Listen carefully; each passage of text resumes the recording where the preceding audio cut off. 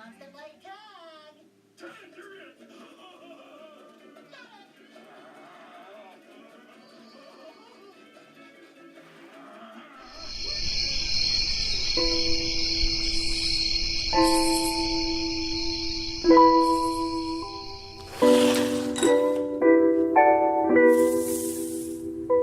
This man is Jean-Baptiste Pierre-Antoine de Monnet Chevalier de Lamarck.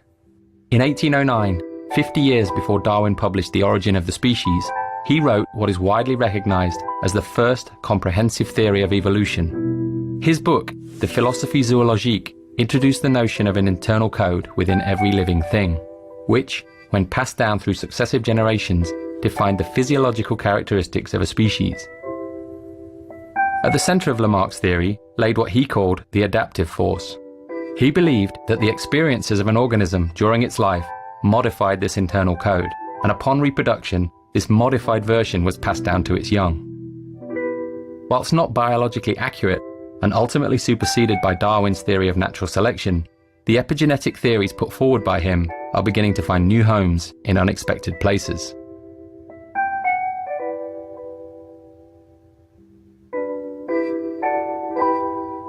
When we use contemporary technology, a trail of information is created in the form of data. When analysed, it describes our actions, decisions, preferences, movement, and relationships. This codified version of who we are becomes ever more complex, developing, changing, and deforming based on our actions. In this regard, this ledger of our data may be considered a Lamarckian epigenome, a constantly evolving representation of who we are.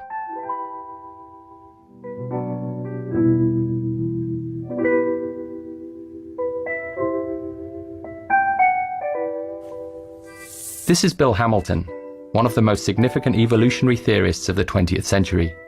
His work studying the social structures of ants, bees, and wasps had a profound effect on our understanding of the role of genes in social behaviors such as altruism. He believed, and went on to prove, that the driving force behind evolution was not the individual, but the gene. He stated that the ultimate criterion which determines whether a gene will spread is not whether the behavior is to the benefit of the behavior, but whether it is to the benefit of the gene. In the mid-1970s, the British evolutionary biologist Richard Dawkins built on the work of Hamilton and others to popularise the concept of the selfish gene. In his book of the same name, he introduced the notion of a gene which, whilst devoid of any motives or will, could be metaphorically and pedagogically described as if it were. In this model, the individual organism is a transient carrier, a survival machine for the gene. User-centered design principles have dominated the world of computing for many decades, but what if we looked at things a little differently? What if the ledger could be given a volition or purpose, rather than simply acting as an historical reference? What if we focused on creating a richer ledger by introducing more sources of information? What if we thought of ourselves not as the owners of this information, but as custodians, transient carriers, or caretakers?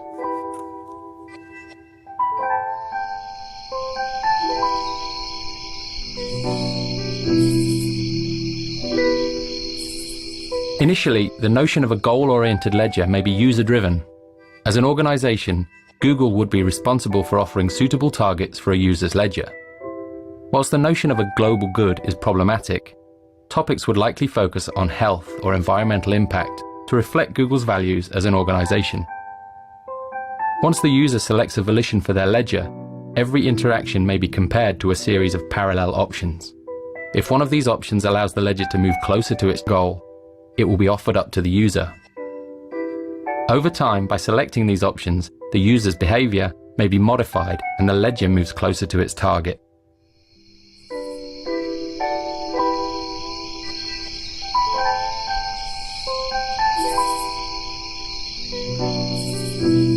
As this line of thinking accelerates and the notion of a goal-driven ledger becomes more palatable, suggestions may be converted not by the user, but by the ledger itself. In this case, the ledger is missing a key data source, which it requires in order to better understand this user. In order to plug the gap in its knowledge, the ledger begins searching for a device which delivers the required data when used. From this list, the ledger begins sorting the options most likely to appeal to the user in question. In situations where no suitable product is found, the ledger may investigate a bespoke solution. By analysing historical data, it is increasingly possible to discern qualitative information such as taste and aesthetic sensibility, which may be used in the creation of a design proposal. With the advent of technologies such as CNC milling and the emergent possibilities of 3D printing, a custom object may be created to trigger this user's interest.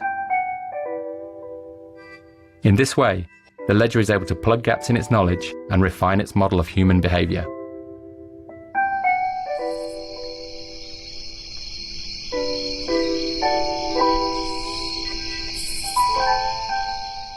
User data has the capability to survive beyond the limits of our biological selves, in much the same way as genetic code is released and propagated in nature. By considering this data through a Lamarckian lens, the codified experiences within the ledger become an accumulation of behavioural knowledge throughout the life of an individual.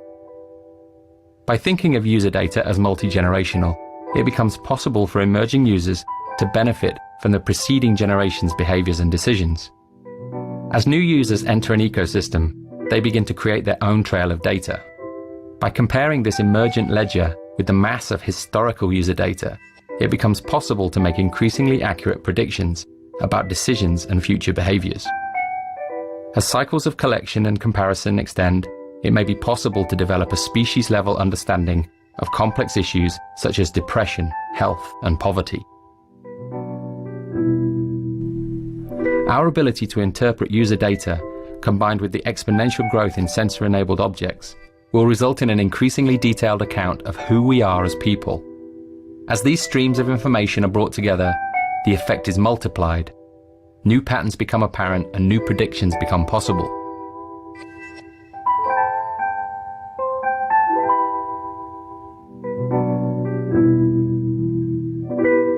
Since the 1970s, huge efforts have been made in sequencing the human genome. Today, after many years of research and billions of data points, that sequence is known. By adopting a similar perspective with user data, we may begin to better understand its role.